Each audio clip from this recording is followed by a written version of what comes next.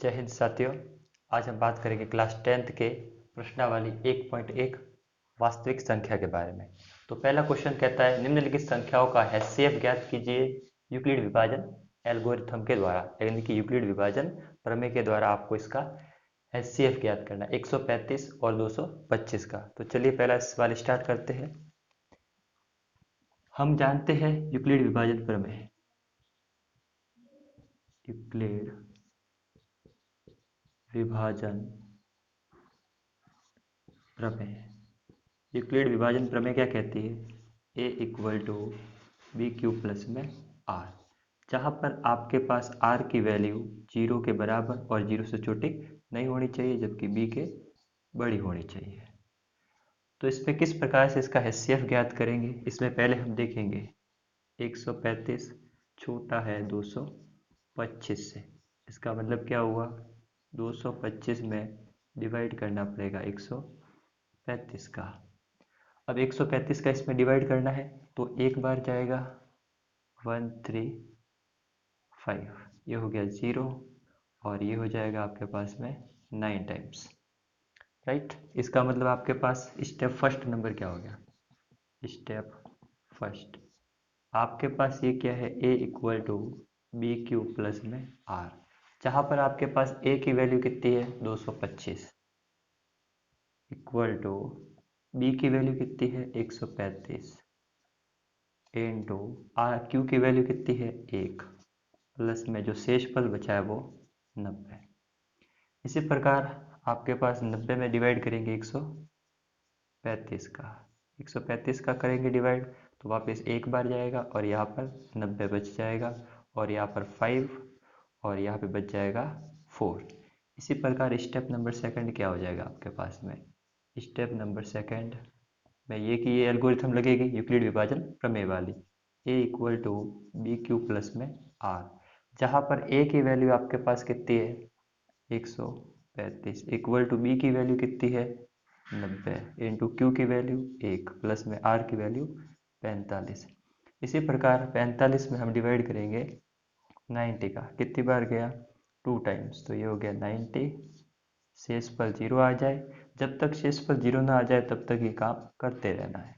इस प्रकार आपके पास जो थर्ड टर्म्स हो जाएगी वो क्या हो जाएगी? A equal to B Q plus में आर, इसका मतलब A की वैल्यू कितनी? 90 इक्वल टू बी की वैल्यू कितनी? 45 इंटू क्यू की वैल्यू 2 प्लस में आर की वैल्यू कितनी थी? 0, यानी कि आर की वैल्यू शेष पर हमारे पास 0 आ रहा है। इसका मतलब जो आपके पास बी की वैल्यू है वही आपका HCF है। इसका मतलब ये हुआ 135 और 225 का HCF इक्वल टू 45, ये आपके पास हो जाएगा आंसर। तो इस प्रकार इस क्रियाविधि के द्वारा हम HCF फाइंड कर सकते हैं। आगे हम पढ़ेंगे नेक्स्ट क्वेश्चन।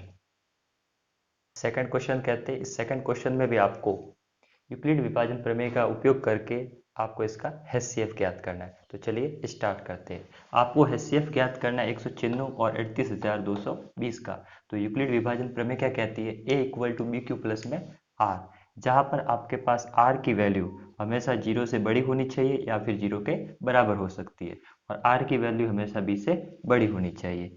मैंने आपके लिए पहले से ही डिवीजन करके हुए रखा है, आप देखो जरा। 38220 में डिवाइड करना है 196 का, एक बार क्या? 196 बचा, 282 में से 196 गया, पीछे बचा आपके पास में 186 और ये जो आपके पास 2 था इस 2 को यहाँ पर भेज दिया, तो आपके पास कुल मिला के 1862 बचा। अब जब 196 का पाड़ा 9 बार बोलते हैं तो आपके पास 1764 आते हैं।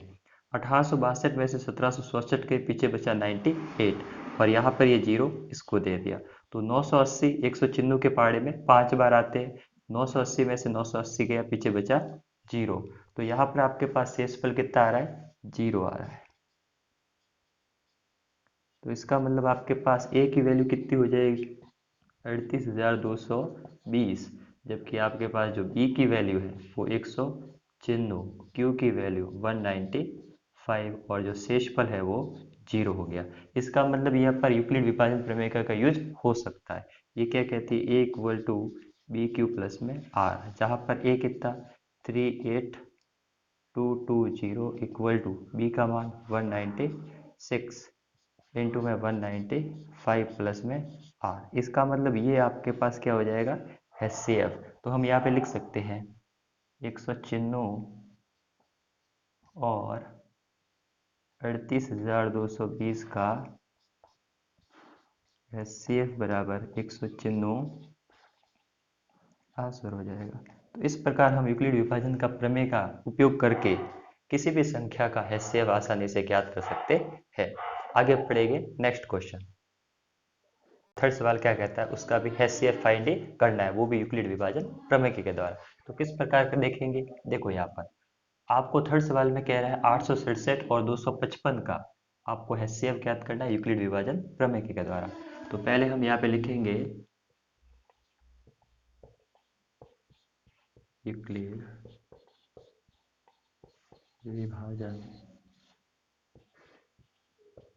प्रमेय क्या कहती है, A equal to P Q plus में R, जहाँ पर आपके पास R is less than equal to 0 and B is greater then.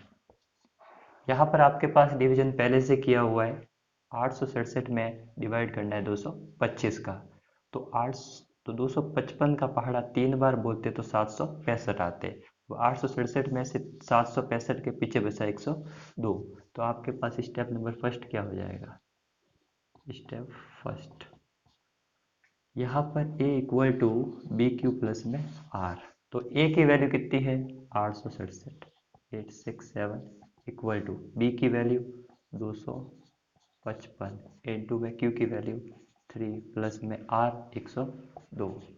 R की वैल्यू अभी भी हमारे पास 0 नहीं आई, इसलिए एक बार और डिवीजन करेंगे।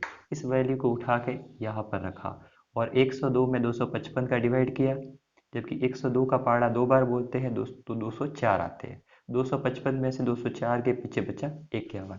इसका मतलब स्टेप सेकंड आपके पास क्या हो जाएगा, 255 इक्वल टू 102 इंटू में 2 प्लस में R की वैल्यू कितनी 51।